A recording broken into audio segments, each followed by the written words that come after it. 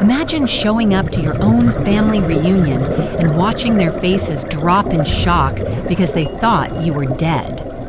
Hi, I'm Hannah Lee. My family faked my death to collect over $40,000, and for years I lived in silence while they built a memorial around a lie. But the truth always finds a way back, and my return stunned everyone who ever doubted me. Before we dive into the story, if you're enjoying these meaningful stories, don't forget to hit that like button and subscribe to the channel so you never miss out on more. Now let's start the story together. I never imagined I'd discover I was dead, while still very much alive. It was one of those mornings in Boise, Idaho, when the crisp fall air sneaked through the cracked window, carrying the faint scent of damp leaves and distant wood smoke.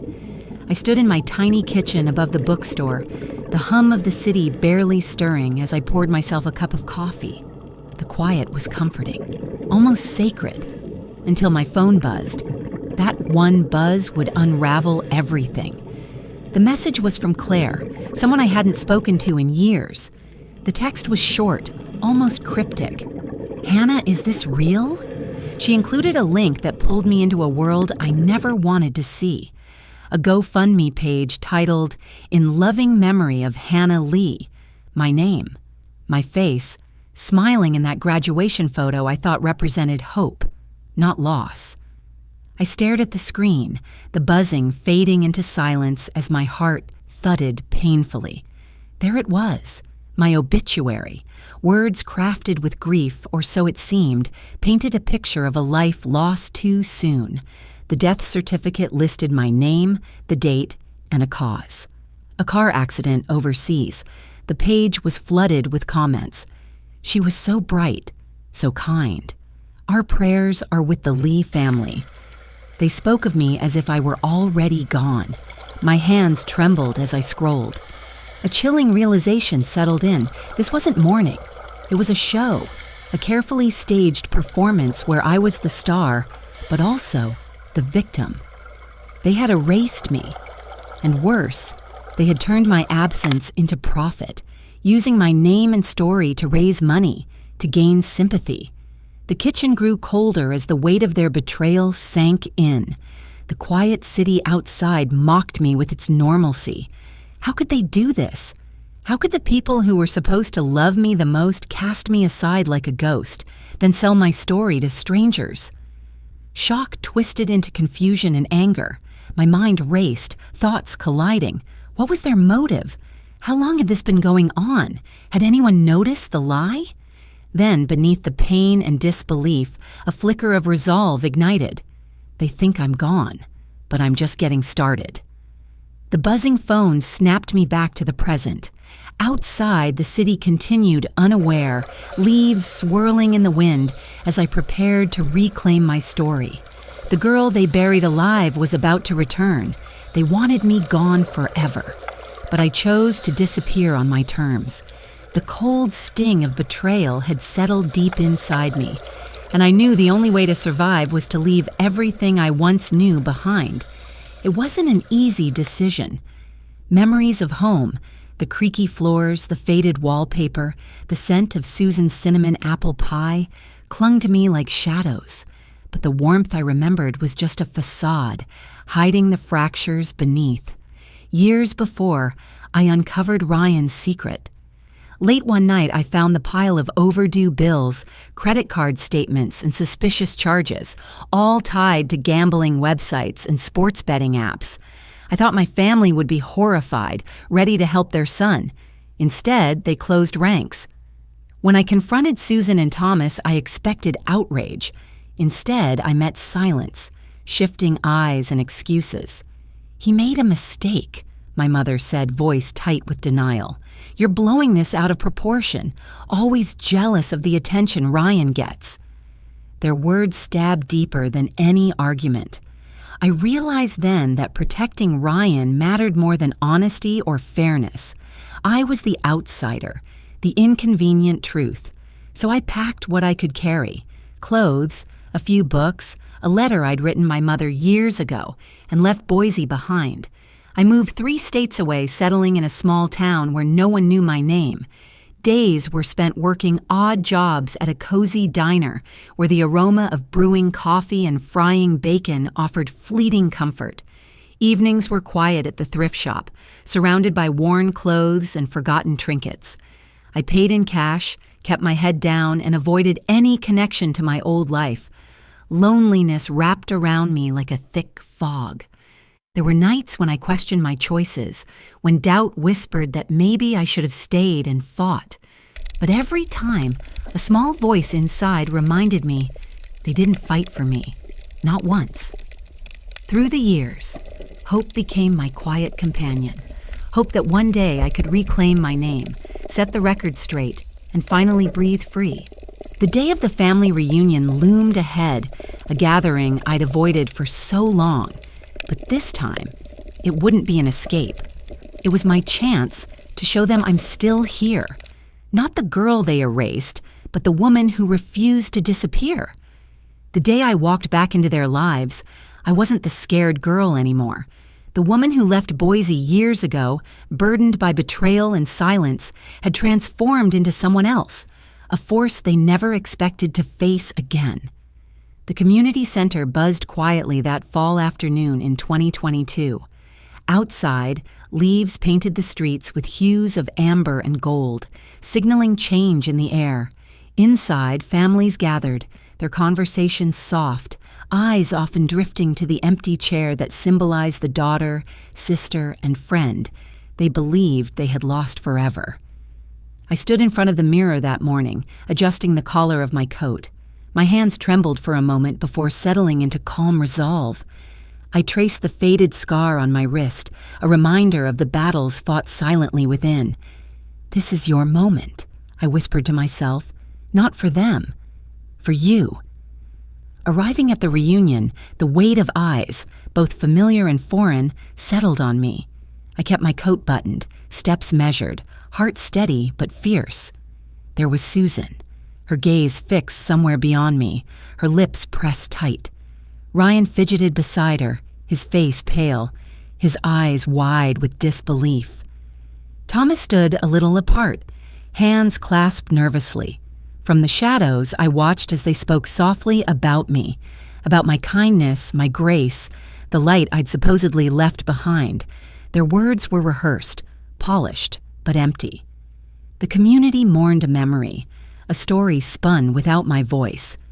Then, clutching the folder I had carried all these years, I stepped forward. The murmurs hushed into silence, heads turning, jaws tightening. Cameras flickered on, recording a moment no one expected. I cleared my throat, feeling every eye lock onto me. "I'm not gone," I began, voice steady but filled with years of hidden pain.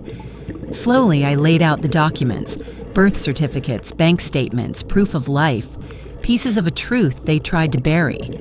Susan's face drained of color. Ryan's hands trembled as he dropped a glass he was holding. Thomas looked away, unable to meet my gaze. The room was thick with tension. No words filled the air, just the weight of betrayal made visible. The silence that followed was louder than any applause. In that moment, I knew everything had changed. They thought the truth would stay buried with me. But secrets have a way of clawing their way to the surface, no matter how deeply you try to hide them.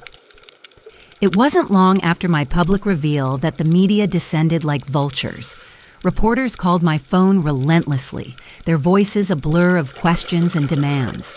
I turned down every interview. The story wasn't mine to tell yet, not in the way they wanted. Meanwhile, my family scrambled to control the narrative.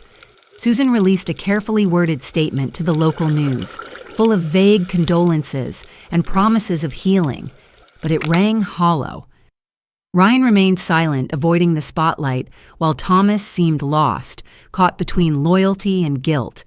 The GoFundMe page that had funded a fabricated memorial was frozen by the platform. An investigation was launched into the misuse of funds and the forged death certificate that had been accepted by the county.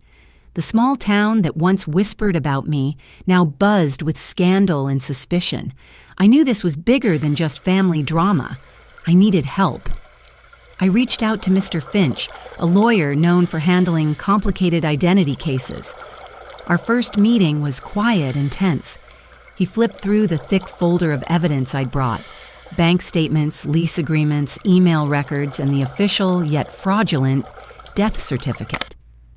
"This isn't just fraud," he said slowly, his eyes meeting mine. "If we push this, it could go federal. There's a real chance to hold them accountable." His words settled in my chest like a stone. The weight of it didn't frighten me. It strengthened me. I wasn't just fighting for myself anymore. I was fighting for the truth, for justice, for every piece of my stolen life.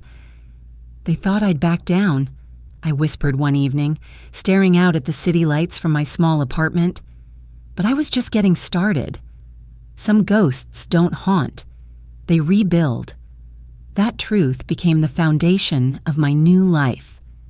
The day I tore up that fake death certificate felt like shedding a heavy skin I had been forced to wear. The embossed paper fluttered to the floor in pieces, each fragment a symbol of the past I refused to carry any longer. It wasn't just a document. It was a lie wrapped in official seals, a phantom existence I was determined to leave behind. By 2023, I had moved between Boise and Portland, working with a small nonprofit dedicated to helping people who'd been erased in ways both literal and figurative. Victims of identity theft, family betrayal, and bureaucratic mistakes found their way to our workshops. I was no longer alone in this fight. Each session was a mosaic of stories: pain, resilience, and hope. Faces etched with fear would gradually soften as voices gained strength. I listened, shared, and learned. For the first time in years, I felt the heavy cloak of isolation lift. One afternoon after a workshop, a young woman lingered by the door. Her voice trembled as she spoke, eyes wide with gratitude. "You're Hannah Lee, right? Your story saved my life." Her words echoed in me like a balm. It wasn't just about reclaiming my own identity anymore. It was about lighting the path for others lost in the shadows. Joy crept back into my days in subtle ways: the genuine laughter during a shared meal, the warmth of new friendships, the quiet moments of reflection. Healing wasn't a destination. It was a journey I embraced every day. Sitting alone one evening, I realized my journey was more than pain and betrayal. It was about transformation, purpose, and grace. When asked about my family, I say nothing, I thought. Some names don't deserve a place inside me. And with that quiet resolve, I stepped fully into the woman I was becoming. Every ending is a chance for a new beginning. That thought carried me as I stood at the front of a sunlit seminar room in Portland, 2024. The faces before me were strangers, people I'd never met, but their eyes held stories not unlike my own. Leading a workshop on reclaiming stolen identities wasn't something I ever imagined for myself, yet here I was, speaking with calm confidence about the journey from erasure to empowerment. Sharing my story openly, I watched as it sparked hope in others who had been silenced or forgotten. I told them about the betrayal, the loneliness, and the fierce determination that pulled me back from the edge. I spoke not just of loss, but of the courage it takes to reclaim your voice. In this life, I said, rough days can weigh you down, but there's always room for grace if we remember to care for each other. The room was quiet but alive with understanding. After the seminar, friends and attendees approached me, sharing their own struggles and gratitude. For the first time in years, I felt truly connected, not as the girl they said was gone, but as a woman who had reclaimed her place in the world. Walking outside afterward, the Portland sun warmed my face. The breeze carried the scent of blooming jasmine, and the city hummed around me like a new beginning. I breathed deeply, feeling a peace I hadn't known was possible. I was free. The past was behind me, not forgotten but no longer holding power. Ahead stretched an open road, one I would walk with strength, hope, and an unshakable belief in the power of truth. And so I stepped forward, embracing the life I had fought so hard to live. As I step into this new chapter of my life, I I carry the quiet strength born from truth and resilience. In this world, if we learn to listen with compassion and hold on to love, even the deepest wounds can begin to heal. Family isn't always defined by blood, but by the kindness and understanding we choose to share. If this story touched your heart, I invite you to share your thoughts or memories. Together, we keep the light of hope alive.